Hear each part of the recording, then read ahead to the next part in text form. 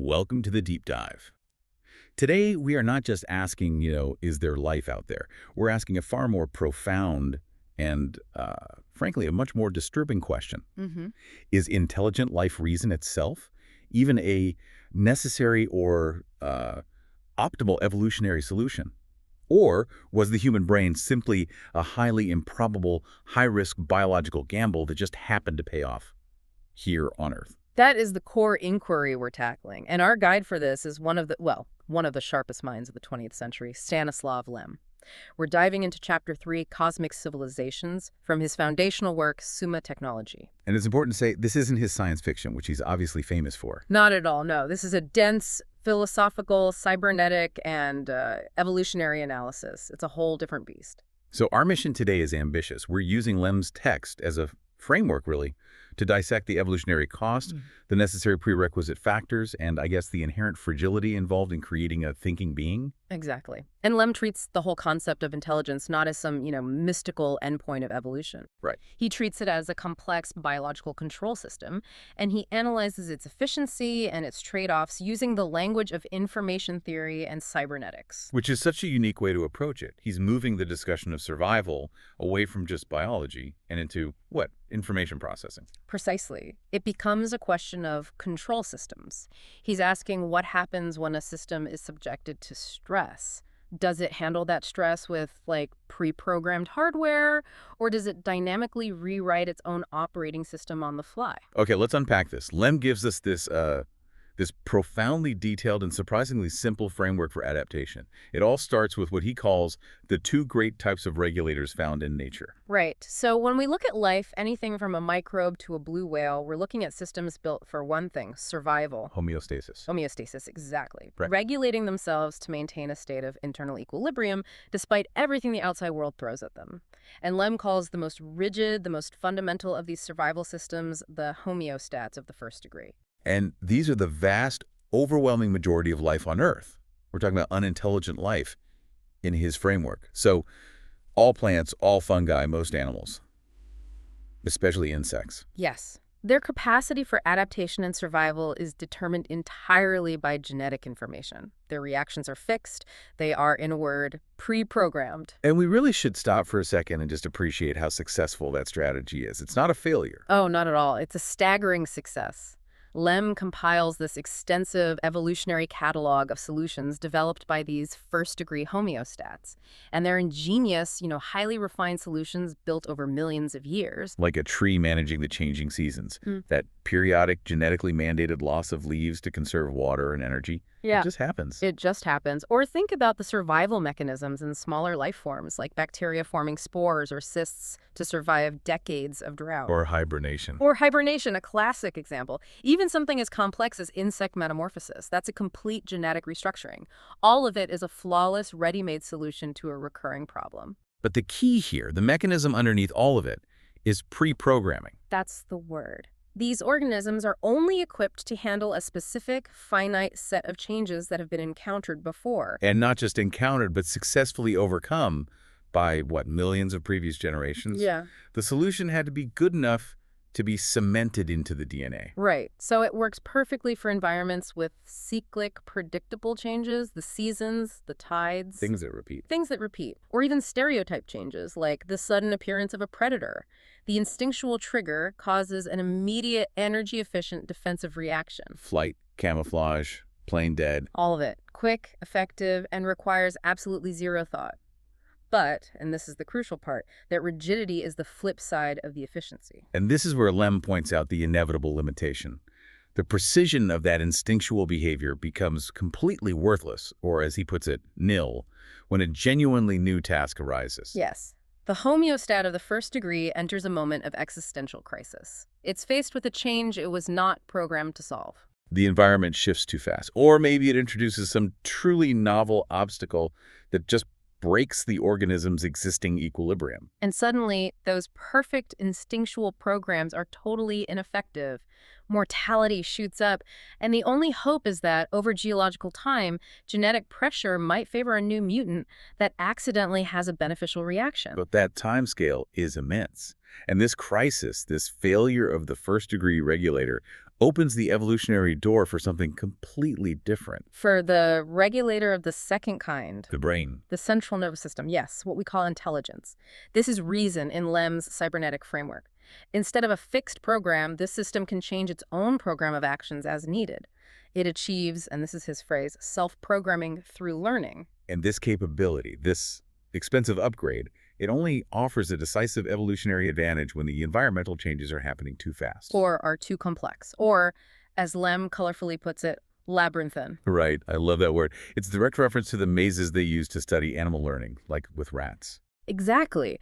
In a maze, you can't rely on a preset flight path or an inherited freezing response. You have to create an internal map, test hypotheses, learn which turns lead to a reward and which are dead ends. When the environment is like a maze, instinct is overwhelmed. That's what forces the development of a type 2 regulator. So intelligence isn't just some arbitrary leap forward. It's an expensive, high-maintenance necessity brought on by a very specific kind of environmental pressure. Precisely. And the emergence of this expensive system leads to 3 potential outcomes. And these 3 outcomes perfectly summarize the whole scope of success and failure for the intelligence strategy. Okay, so the first 2 are successes, Right. right? But they're different paths. Very different. Outcome number 1. The organism adapts itself to the changed environment. So the rat learns the maze. It survives by modifying its own behavior. The outcome number 2, that's our past. That's us. The organism adapts the environment to itself. This is the definition of civilization. We don't wait for evolution to give us thicker skin for the winter. We build a house, we invent central heating, we create irrigation systems, we just bypass the limitations. We reshape the world to fit us. But that third possibility, that's the one that defines the enormous risk of being a type 2 regulator. The loss. The loss. The organism, having abandoned the safety of that ready-made genetic program, must now proceed at its own risk, as Lem writes. It has to construct an internal model of the situation, and if that model is wrong, It dies. it perishes. Learning is fundamentally dangerous. So let's just crystallize this comparison because it's so central to his whole argument. Type 1 organisms, the insects, the plants, they know everything in advance, perfect, immediate solutions. But the cost is rigidity, narrow specialization. Type 2 organisms, us, we gain this almost universal adaptability. But the price we pay is inherent risk and that mandatory, very vulnerable stage of learning. And we have to understand why type 1 is so rigid. It's not a design flaw. It's a fundamental information channel constraint. Think of DNA, the hereditary information channel, as a slow, ancient, read-only memory system. It has a limited bandwidth. It cannot possibly encode an infinite number of actions for every imaginable contingency. So it's a hardware limitation. The amount of genetically fixed, pre-programmed information that can be passed down just can't be too large. Exactly. That physical bandwidth constraint necessitates the narrowness of type 1 regulation. It simply can't be complex enough to solve labyrinthine problems. The brain, the type 2 regulator, is evolution's workaround. It's a fast, rewritable RAM system designed for high-complexity problems. But, as you stressed, this high-risk, high-reward strategy isn't always the winner. And that takes us directly to Lem's most controversial section, I think. The environments where being smart is actually a disadvantage. Yes. This is where we have to remember that type 1 and type 2 regulators coexist today. And they coexist because there are still plenty of environments where the predictable stereotype behavior of type 1 is simply safer, more economical, and, as Lem says, better remunerated than the experimental nature of learning. Okay, and this is where it gets really interesting. Because Lem delivers this direct challenge to our human vanity. We just assume that bigger brains are always better. The generalization is inherently superior.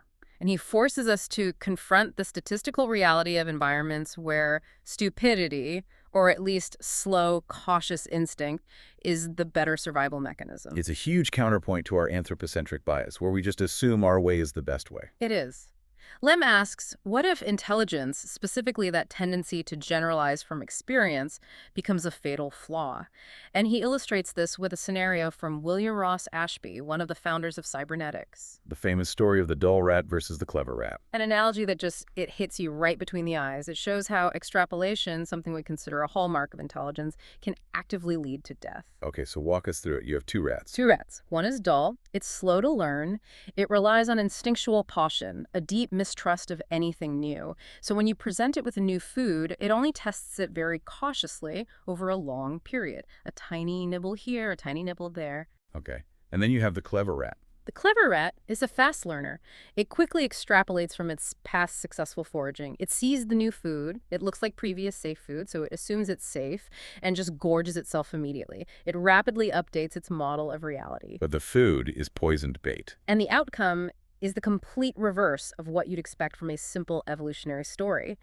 The dull rat, the one that relied on its hardwired mistrust and ignored the learning opportunity, it survives the small test dose. The clever rat, the intelligent one, dies from the fast, large dose of poison. Wow, the implication of that is stunning. Lem is saying that environments are not only possible, but maybe even common, where the tendency to generalize quickly becomes a massive disadvantage. Exactly. It suggests that highly specialized niche environments, or maybe environments with deceptive survival traps, might actively select against high-level Type 2 intelligence. The value of reason is contextual. Highly contextual. While generalization was essential for us to conquer our varied world, Lem forces us to admit that other worlds might exist where conservatism and slow, genetically fixed caution are the winning strategies. It's a huge philosophical statement disguised as a cybernetic observation. This also reminds me of that strategic idea that an expert, a rational strategist, can sometimes be defeated by a complete amateur, a profane, because their actions are so Unreasonable to the point of unpredictability. Exactly, the chaos factor. If you can't predict your opponent because their actions violate all known rules of reason, how can you possibly formulate a counter strategy? Their unpredictability is a weapon. It is. But Lem, being Lem, doesn't let that stand completely unchallenged. He adds a critical caveat to that idea. Which is what? The efficiency. Efficiency. He notes that while that's theoretically true, highly conservative systems, an army, an economy, an ecosystem, they usually prevent actions that are truly unreasonable to the point of unpredictability from succeeding. Because they're just too expensive. Exactly, because those actions are almost always energetically inefficient. A truly unpredictable act often costs too much energy or too many resources to actually pull off. The system itself naturally filters those acts out before they can become a real threat. The laws of thermodynamics sort of keep the game rational. So inefficiency keeps things predictable. In a way, yes. But the philosophical point is made. Intelligence is not a guaranteed win. And from there, Lem turns to what he calls the naive concept of progress. The idea that evolution is just a straight line up with newer life forms replacing older ones because they were just smarter. He completely dismantles that with a couple of powerful counterexamples. The first one being mammals and reptiles. Right. The naive concept says mammals, with their bigger brains, should have just immediately wiped out the reptiles. But the fossil record shows they coexisted with dominant reptiles for hundreds of millions of years, as Lem reminds us. We were just scurrying around in the background for ages. Yeah. Mammals existed as secondary small forms under the ruling class of life for an enormous stretch of time. If a bigger brain offered an immediate decisive advantage in all situations, that period of reptile dominance would have ended instantly. So the brain size only matters when the environment specifically demands that kind of regulation. It's not just an absolute measure of superiority. Precisely. And his second example is even closer to home. The dolphin. We know they possess significant intelligence, far beyond most other marine life. And yet, As Lem points out, they by no means became the undisputed rulers of the sea.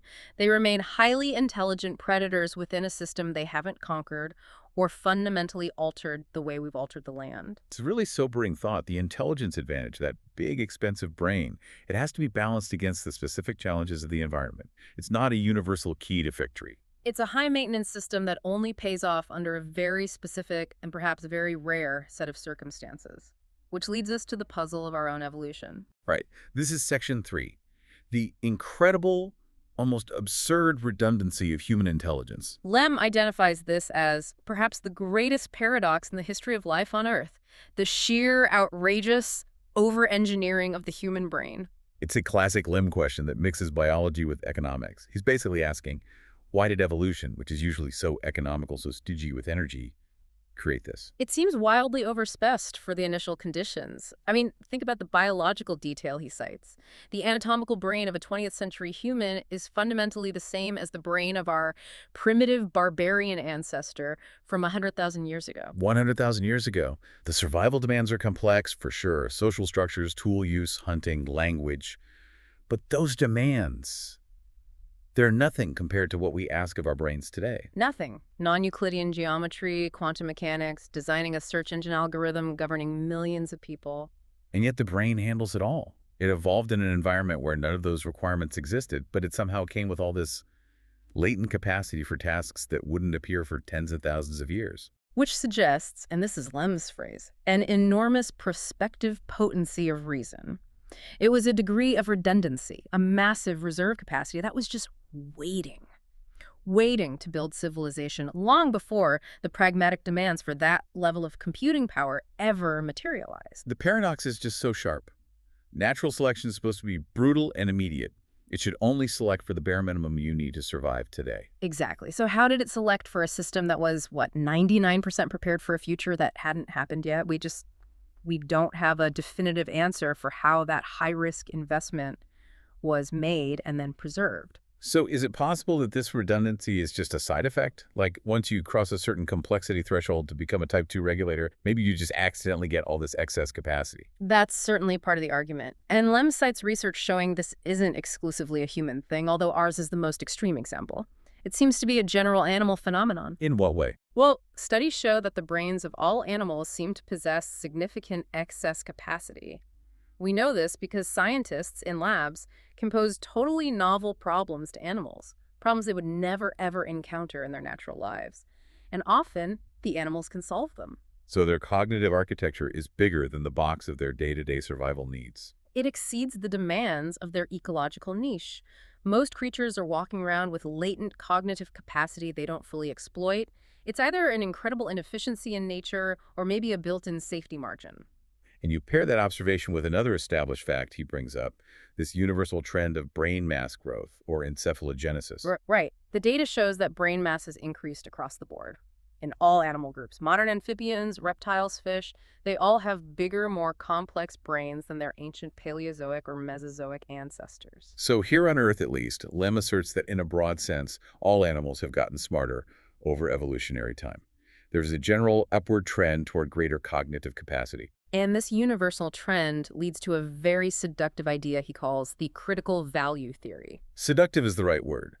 The idea is that if the evolutionary process just runs long enough and brain mass is generally increasing, then it will eventually pass some kind of critical value, an inescapable threshold. And once that threshold is crossed, it triggers what he calls an avalanche reaction of sociogenesis, the rapid emergence of complex society, technology, civilization. It just happens. That sounds like a really powerful argument for the inevitability of cosmic intelligence.